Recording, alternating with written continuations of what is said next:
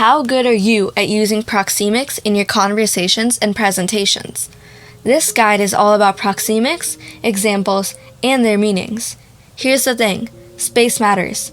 Most people give presentations like this, but if someone chose to do theirs like this, they'd probably bomb their presentation. No matter how good you are at body language, if you aren't within the right distance, you're going to be greatly weakening your impact. Let me teach you how you can master your 4 zones of proximity so you can have the best possible impact in every situation. Firstly, what is proxemics? Proxemics is the amount of space people prefer to have while engaging in conversation with others. Anthropologist Edward Hall coined this word in the early 1960s and classified the 4 major proxemic zones: the intimate space, the personal space, social space, and public space. Keep in mind that not everyone's standards are the same. Contact cultures may be more comfortable and prefer closeness compared to non-contact ones. People in rural areas may prefer standing farther back, while city dwellers would be closer due to less space. Even the time of day can affect the space you put between other people. Number 1 is the intimate zone.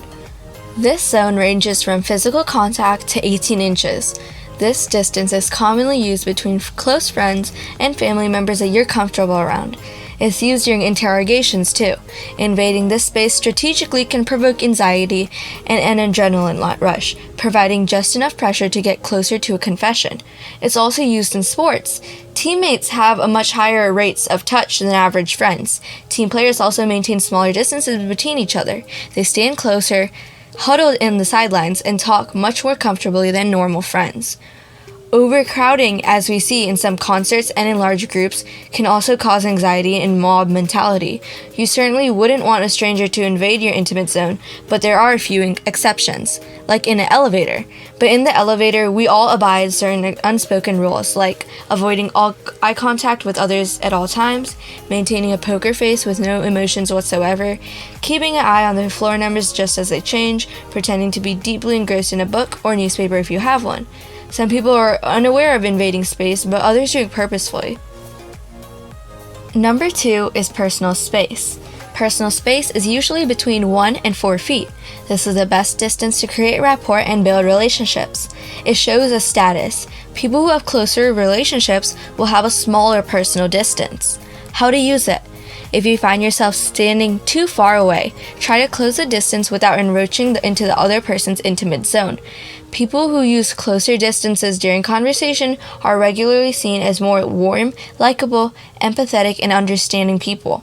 But whatever you do, respect personal space. Standing too close to someone, it can make them truly uncomfortable, no matter how good your other body language is.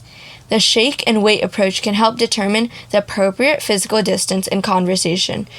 1. Lean in. 2. Give an appropriate handshake. 3. Make good eye contact. And 4. Take a step back and wait. The waiting part is where the information comes out. Depending on what the other person does, you'll know how they feel. If they remain in place, then they're comfortable with this distance. If they take a step back or turn slightly away, they may need more space or want to be elsewhere. If they take a step closer, then they're feeling comfortable or favorable towards you. Number 3 is the social zone. Want to know your social zone? Imagine you're walking down the street and decide to ask someone for the time. Under normal circumstances, how far apart do you stand? For most people, this distance is anywhere from 4 to 12 feet. Most strangers start in this distance, and it's most oftenly used during formal business and social events. Many people who you first meet may be in this distance. How to use it? This is a very neutral space and doesn't work well if your goal is building relations. If you find yourself in the social zone, try to get a little closer and gauge the person's reaction. Are they receptive and warm, or do they immediately close off? Number 4 is a public distance. This is anywhere farther than your social zone, and for most people it's more than 12 feet. It's very unlikely that you make any sort of social connection from this zone. Those are the 4 zones of proxemics. I hope you could use this video as a tool to help you learn more about proxemics. For videos like this, please be sure to subscribe to the Success Bistro, and if you like this one, please be sure to click the thumbs up icon and comment down below. Thank you for watching. See you in the next one.